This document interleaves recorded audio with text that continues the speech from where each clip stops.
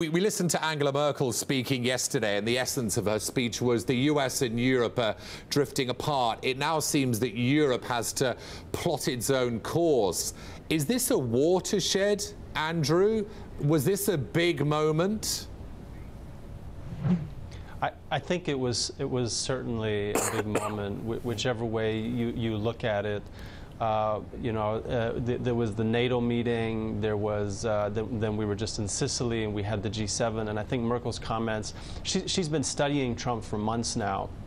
And having, had this opportunity to basically spend 3 days behind closed doors with him, she certainly came away with there and made those carefully considered comments about the alliance possibly reaching a watershed moment. I think it's probably safe to say that she was disappointed.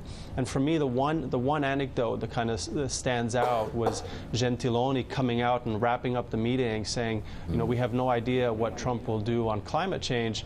When an hour before he spoke, Trump tweeted to the world that, I'm going to announce it in a week from now. So he's basically, after 3 days behind closed doors with G7 leaders and NATO partners, he told them nothing and then tweets it, and somewhat embarrassing for Gentiloni, but to me, summarize how there is a disconnect and the sides are not talking to each other.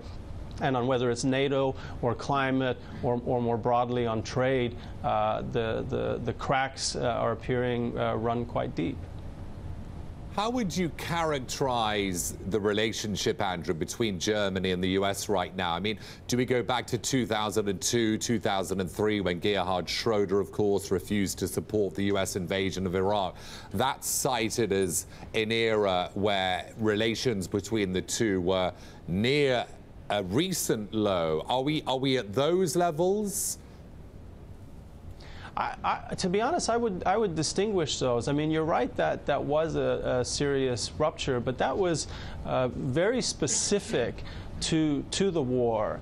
Whereas what we're seeing now is much broader than that. It runs much deeper. It's on the issue of climate. It's on the issue of where do we want to go? Where does the Western liberal where do the Western liberal democracies want to go on trade and in terms of an alliance? And on all of these, you're beginning to see a bit of a shift. At the same time, we're seeing China come in and pick up that mantle with the famous Davos speech where she kind of talked about the need to kind of work together, and now we're in this weird situation where even on climate, we may see China leading. So it's certainly as serious as it was back on the question of the Iraq War. But I think on all of these issues, the fact that we are seeing these cracks, to me, makes it a more serious divergence. And with the Trump presidency, you don't see many signs that that's going to change.